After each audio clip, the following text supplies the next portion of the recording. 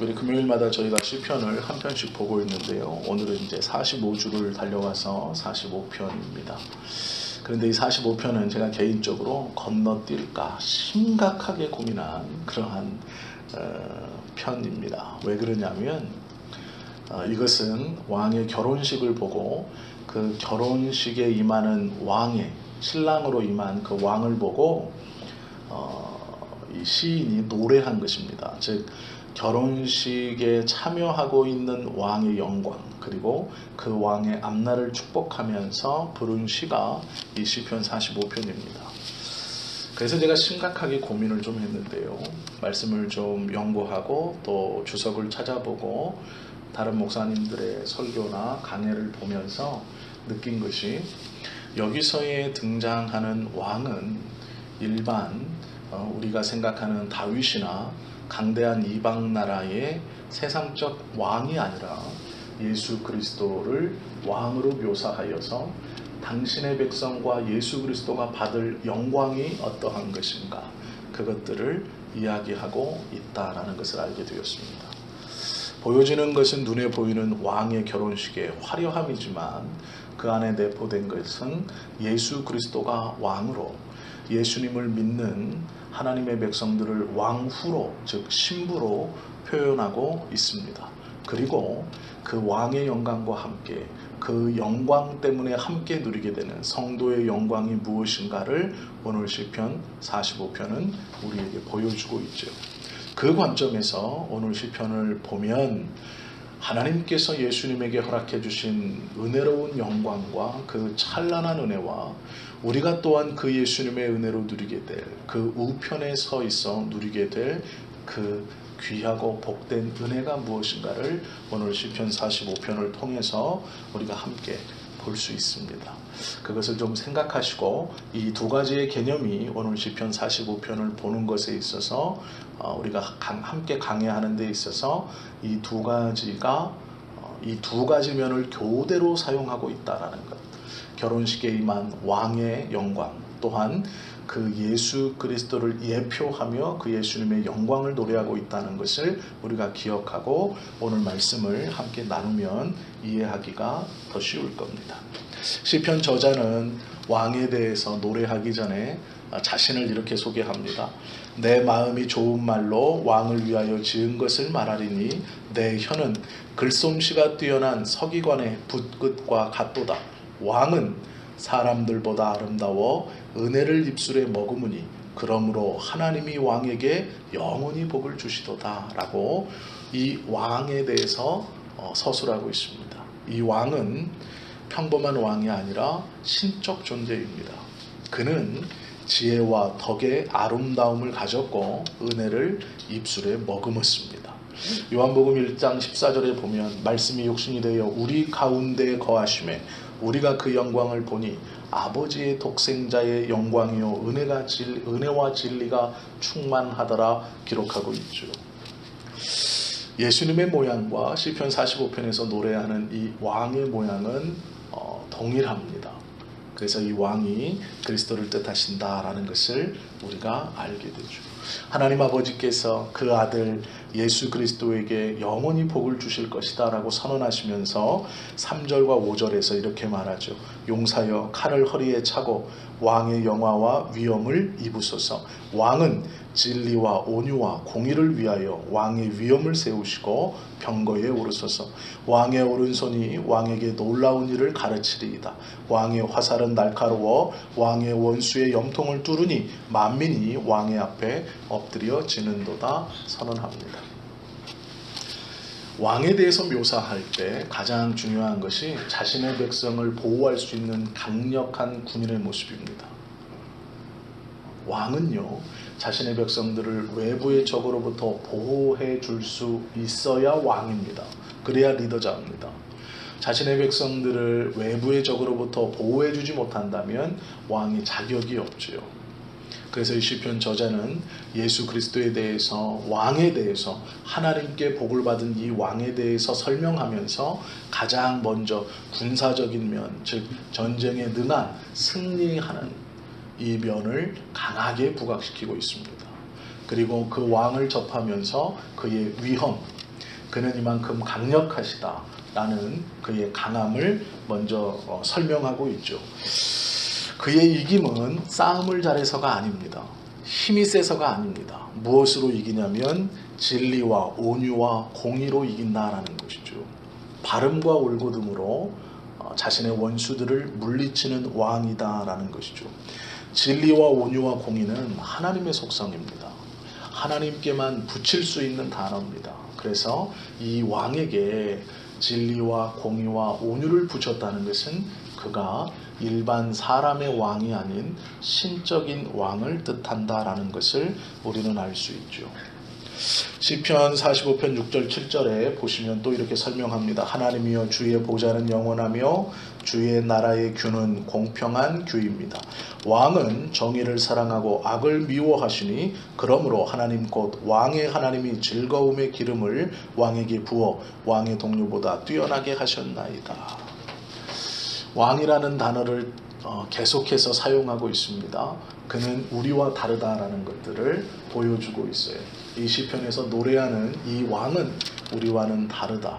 그리고 다른 권위를 갖고 권세를 가지고 있는 왕들과도 다르다라고 선언하고 있다라는 것이죠. 이사야서 9장 6절에 보시면 이사야는요, 이 예수님에 대해서 하나님, 전능하신 하나님, 영존하신 아버지라고 예수님을 호칭합니다. 그리고 요한복음 1장 1절에 보시면 예수님을 가르쳐서 태초부터 하나님과 함께 계셨다라고 선언하고 있죠. 요한일서 5장 20절은 그는 참 하나님이시다라고 선언하고 있습니다. 디도서 2장 13절에 보시면 우리의 크신 하나님이다라고 예수님을 가르칩니다. 즉 예수님께서는 세상의 왕들처럼 실패하거나 순간 실수하거나 또한 그가 잘하는 것과 잘 못하는 것이 있는 그러한 왕이 아니라 온전하고 전능하신 왕인 것을 설명하고 있죠. 이 온전하고 전능하신 왕이 예수 그리스도이시다라는 것을 우리에게 말해줍니다. 하나님께서 이 왕에게 기름을 부으시고요, 영원한 승리를 약속하십니다. 그 기름 부음은 즐거움이라고 이야기하고 있습니다. 왕의 모든 옷은 몰약과 침향과 육개의 향기가 있으며 상하궁에서 나오는 모든 현악은 왕을 즐겁게 하도다. 왕이 가까이 하는 여인들 중에는 왕들의 땅이 있으며 왕후는 오빌의 금으로 꾸미고 왕의 오른쪽에 서도다. 이제 중요한 겁니다. 7절까지는 예수님의 영광과 영예와 그 권위에 대해서 말합니다. 모르는 사람이 없어요. 목사님, 예수님이 그런 건 알죠. 저도 알죠. 그런데 중요한 건 이제 그 옆에 붙어있는 예수 그리스도 때문에 은혜를 입는, 왕 때문에 은혜 입는 왕후처럼, 왕의 권위가 높아지면 함께 권위가 높아지는 왕후처럼, 왜 이 시편 기자가 45편 1편부터 7편까지 이 왕을 이렇게 높여놨냐면 그 옆에 그 왕 때문에 동일한 권위와 은혜를 누리는 왕후가 복되다는 것을 설명하기 위해서입니다. 이 본문을 이해하시죠? 예수님에 대해서 높인 것은 예수 그리스도 자체를 높이기 위함도 있지만 그것이 아닙니다. 너의 왕이며 너의 권위의 근본이고 너의 생명의 보호자인 이 왕의 권위가 그만큼 높다. 그런데 문제는 이를 그만큼 높게 설명한 이유는 그 왕 때문에 은혜를 누리며 살아가는 왕후가 누리는 권위가 얼마나 큰가를 설명하기 위해서 이 왕을 이렇게 찬란하게 묘사한 겁니다. 결론은 이것입니다. 이 왕처럼 왕후도 동일한 권한을 누린다라는 것이죠. 그런데 누리는데 우리가 중요하게 봐야 할 것이 있습니다. 여기 보면 오빌의 금으로 수놓은 거 치장했다. 오빌은 동네 이름입니다.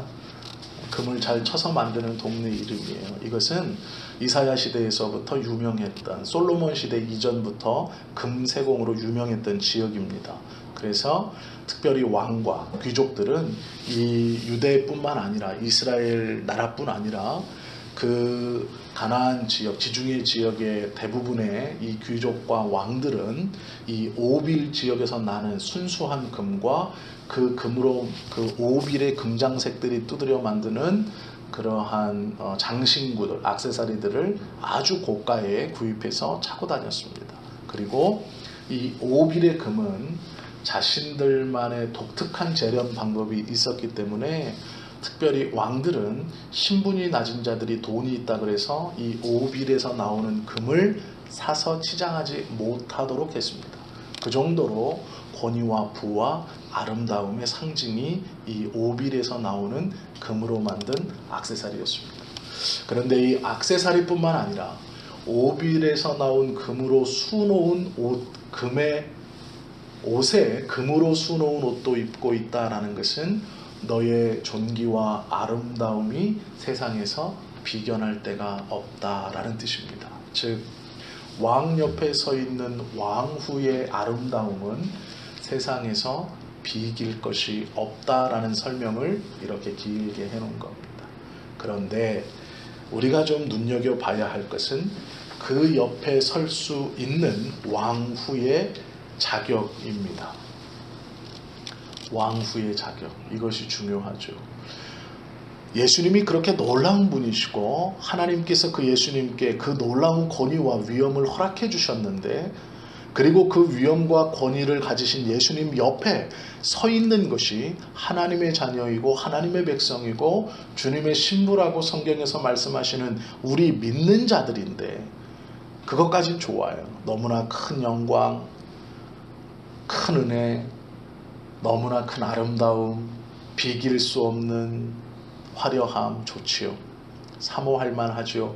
예수님 옆에 서 있을 수 있다는 그것만으로도 너무나 좋은데, 예수님처럼 그렇게 온갖 아름다운 것과 권위로 주목받게 해주시고 아름답게 해주시는 것이 너무나 좋지요.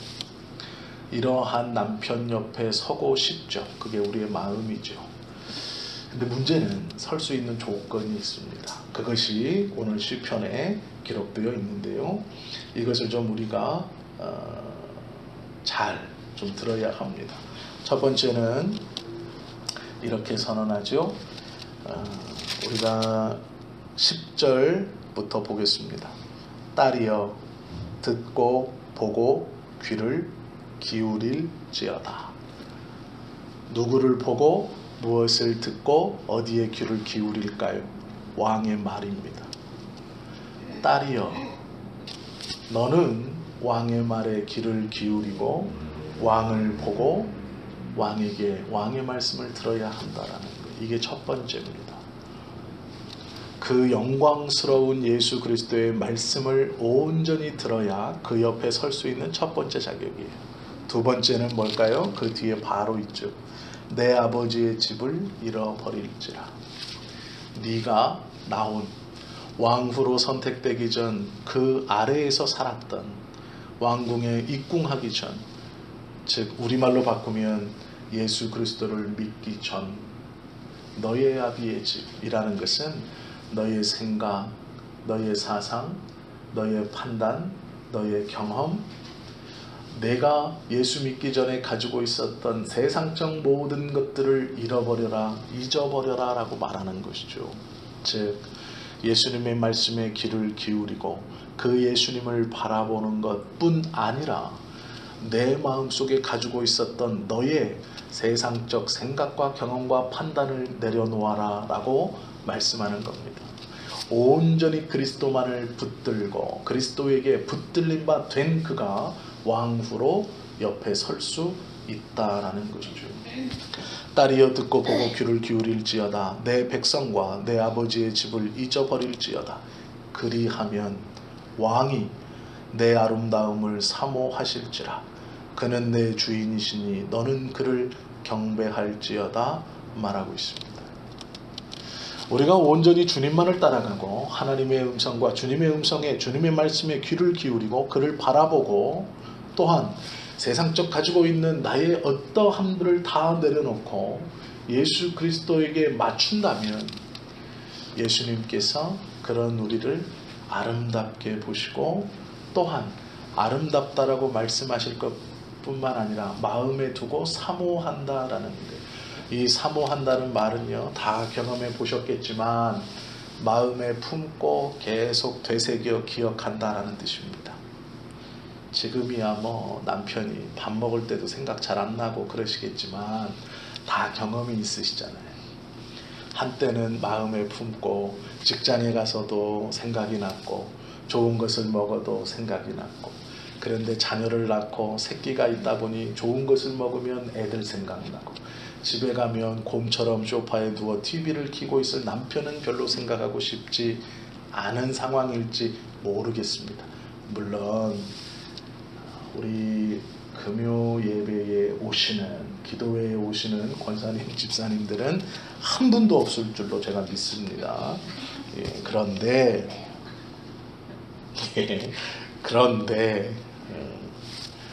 예수님께서 아름답게 보실 뿐 아니라 마음에 두고 계속 생각해 주신다라고 말합니다. 이게 사모입니다. 단순히 내가 누구를 그리워하는 게 사모가 아니고요, 마음에 두고 계속 생각하는 거예요. 그 사람을. 그렇게 우리를 사모하신다라고 말하죠. 그리고 또 권면합니다. 그 왕은 너의 주인이다. 너는 그를 경배해야 한다라고 말합니다. 경배라는 것은 그가 나보다 높은 사람임을 인지하고 있는 거예요. 아무리 친하고 아무리 좋지만 하나님은요, 우리와 동급이 아닙니다. 하나님은 우리와 같아질 수 없어요. 아니, 반대로 우리가 하나님처럼 될 수 없어요. 그런데 신앙생활을 오래 하시는 우리 성도님들을 종종 보면 하나님을 두려워할 줄 몰라요. 입술로 하나님의 은혜를 함부로 이야기하고 은혜를 함부로 평가하는 잘못된 모습들을 봅니다. 하나님은요, 우리의 친구가 아니에요. 하나님은 엄위하신 분이고 두려우신 분입니다.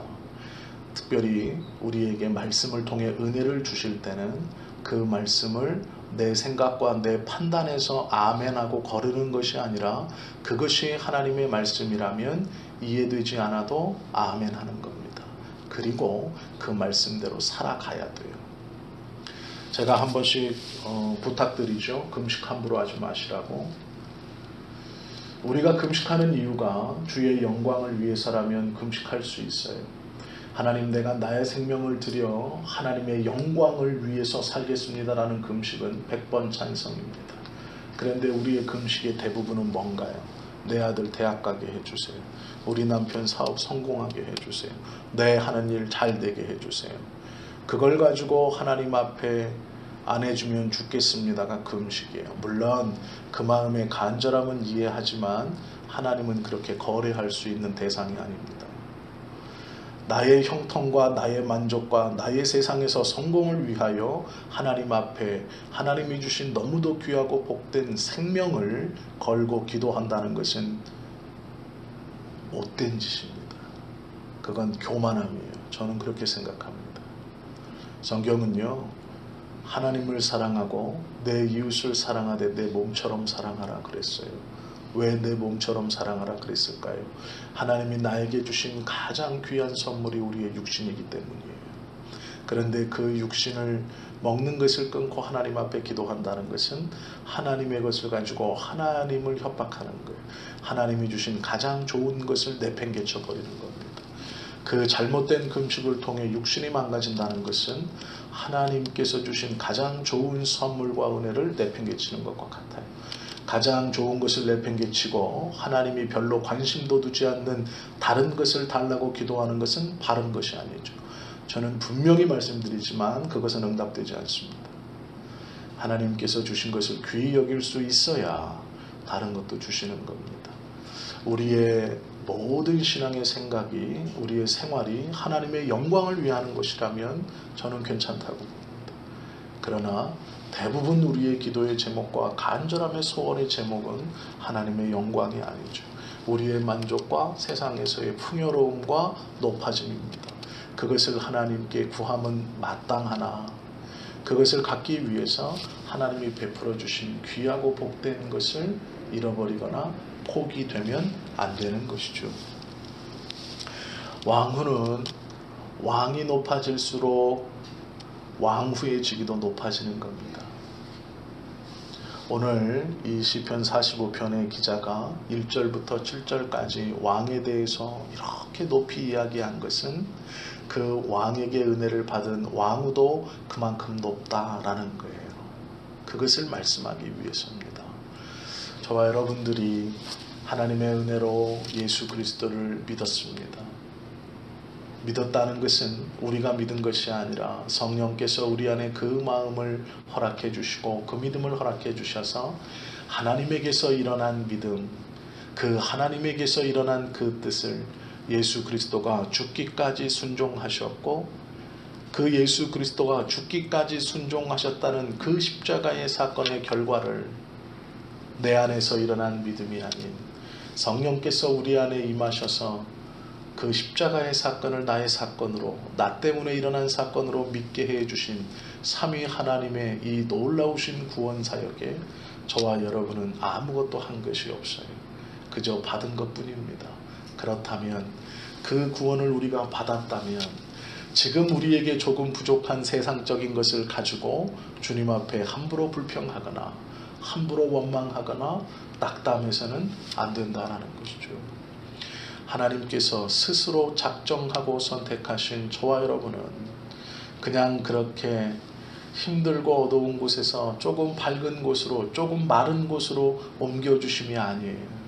스스로 하나님 앞에 나아갈 수 없었던 죄악과 흑암과 사망의 권세에서 우리를 들어 예수 그리스도를 우리 대신 내어주시고 우리를 그 예수님과 동일한 자리에 올려주신 놀라운 것입니다. 그것은 오빌에서 나오는 금으로 된 장신구를 차고 그 금으로 된 수놓은 옷을 입는 것보다 더 귀한 것입니다. 세상에서 우리가 아무리 높아지고 좋은 것을 가지고 좋은 것을 먹는다고 하여도 그 은혜와는 비교할 수 없는 것이죠. 우리에게 조금 부족한 것이 있을지 모르겠습니다. 어떤 분에게는 건강이 좀 부족할 수 있고요. 어떤 분에게는 물질이 좀 부족할 수 있어요. 자녀가 내 뜻대로, 남편이 내 뜻대로, 가정이, 사업이 내 뜻대로 잘 안 될지 모릅니다. 그러나 크게 걱정하거나 염려하지 마십시오. 하나님께서는 가장 좋은 것으로 우리에게 허락해 주시는 분이십니다. 그리고 그것을 통해 우리가 시편을 계속 보고 또 수요일에 우리가 팔복을 보는 것처럼 하나님께서는 그것을 통하여 우리가 주님께 더욱더 가까이 다가오시기를 원하시는 거예요. 그 하나님의 뜻을 깨닫고 아멘하고 그것들을 품고 내가 하나하나 기도하는 그 순간부터 우리의 환경은 바뀌기 시작할 것이고 하나님의 역사는 우리의 삶에서 눈으로 보이게 일어날 것입니다. 또한 우리는 그 은혜를 경험하면 경험할수록 교만할 수 없고 고개를 숙이게 되며 하나님의 은혜를 고백할 수밖에 없게 될 것입니다. 우리가 오늘 이 시편 45편을 함께 보시면서 꼭 기억해야 할 것이 있죠. 예수 그리스도는 그 예수 그리스도를 우리가 존귀히 여길수록 예수님께서는 우리를 존귀히 여겨주신다라는 거예요. 예수님을요, 어디 그냥 보험처럼 휘둘른다면 하나님은 그러시지 않겠지만 아마 우리도 소홀히 여길지 모르겠습니다. 성경은요, 모든 사람 앞에서 나를 고백하느냐? 그럼 나도 모든 사람 앞에서 너를 고백하겠다 말씀하세요. 밖에 가서 식사하실 때 기도하시는 것을 꺼려하지 마세요. 부끄러운 게 아닙니다. 꼭 기도하세요. 심지어 술자리에 가셔서라도 기도하십시오. 하나님이 술을 먹습니다. 건강해지지 않도록 도와주시고 술 먹고 실수하지 않도록 도와주시고 주의 영광을 가리는 허물이 드러나지 않도록 도와주십시오 하고 드세요. 그래도 됩니다. 식사를 하실 때 어느 곳에 계시든 누구와 계시든 짧게라도 하나님께 기도하십시오. 그 작은 실천이 하나님께서 우리에게 은혜를 주시는 시작의 통로입니다. 우리가 예수 그리스도를 하찮게 여기고 부끄러워하는 순간 우리의 믿음과 우리의 신앙도 하찮고 부끄러워지는 겁니다. 30년을 교회 생활을 하셨고 반평생을 하나님을 붙들고 살아오셨다면 물론 그 정도는 다 하고 계실 거라 확신하지만 혹시 그러시지 않을까, 저는 그럴 수 있어 말씀을 좀 드리는 겁니다. 우리 예수님은 그 입술에 은혜를 머금으셨다 성경이 말씀합니다. 은혜의 예수님, 그 예수님은 우리에게 가장 좋은 것으로 주시는 분이세요. 당장 내 눈앞에 있는 것 때문에 원망하지 마시고 입술로 범죄하지 마십시오. 욥이 하나님께 가장 잘한 것은요, 그의 입술로 범죄치 않음이에요. 하나님께서 그것 하나 욥이 자신의 입술로 마지막까지 주님을 원망하지 않은 그것 하나를 인정해 주신 것이죠. 또한 우리의 기쁨과 우리의 즐거움은 예수님에게서 오는 겁니다. 세상에서 기쁨, 즐거움 찾지 마십시오. 다 부질없습니다. 제가 말씀드렸죠. 집을 샀더니 3개월 행복하더라. 그런데요, 한 권사님 말씀은 한 달도 안 가더래요. 속도만 좀 빠르고 느린 것 뿐이지 별로 그렇게 즐겁지 않더라. 차를 샀을 때도 마찬가지입니다. 살 때까지는 기분이 좋았습니다. 그런데 3시간 반 운전하고 올라올 생각하니까 주고 올까? 그런 생각이 들더라고요. 세상에서 만족은 우리에게 잠깐입니다. 그것들을 너무 크게 쫓아가지 마십시오. 하나님에게서 기쁨과 소망을 주십시오. 하나님께서 우리에게 베풀어 주신 놀라운 은혜는 세상의 것과 비교할 수 없다 말씀하고 있죠. 왕비가 입는 금의 옷보다, 금으로 수놓은 옷보다 우리가 입은 하나님의 은혜로 입은 의의 옷이 더 아름답고 귀하다는 것을 우리가 기억해야 합니다. 이 저녁에 나와서 기도하시기 위해서 오셨다면, 특별히 우리 집사님 중 한 분은 토요일 새벽에 제가 나오지 않으니 금요일 저녁에 와서 얼굴을 봐야 되겠다, 그렇게 오셨죠? 감사합니다. 이 저녁에 기도하실 때 하나님, 내가 세상의 것 좀 미련을 좀 버리고, 세상 사는 게 하나님 하찮거나 아무런 값어치 없는 것은 아니나 하나님보다는 좀 뒤에 있기를 원합니다. 하나님보다 앞서지 않기를 원합니다. 내가 잠시라도 추워라도 그 하나님보다 내 어떠함을 앞세우지 않는 신앙인 되게 해주십시오라고 기도하십시오. 우리 예수님을 높일수록 우리도 높아지는 겁니다. 예수님을 우리가 존귀히 여기고 그의 이름을 귀하게 여길수록 우리도 귀해지고 존귀해지는 겁니다. 오늘 이 말씀을 기억하시고 또 기도하시고, 우리의 하나하나 개인적 기도 제목도 물론 기도하시지만 그것을 기도하실 때라도 하나님, 내가 혹여 어리석은 것을 구하고 있지는 않습니까? 내가 이것보다 더 먼저 구해야 하고 하나님 앞에 회복되어야 하고 회개하며 내려놓아야 할 것이 있음에도 지금 내 눈앞에 있는 이것 때문에 먼저 해야 하는 그것을 하지 못하고 있지는 않습니까? 나도 모르게 언젠가부터 하나님을 하찮게 여기고 있지는 않습니까? 그렇게 먼저 기도하시고, 또 우리 하나님께서 감동 주시고 기도하게 하시는 기도의 제목들 하나하나 있으실 겁니다. 이 시간 우리 함께 그걸 기도하시고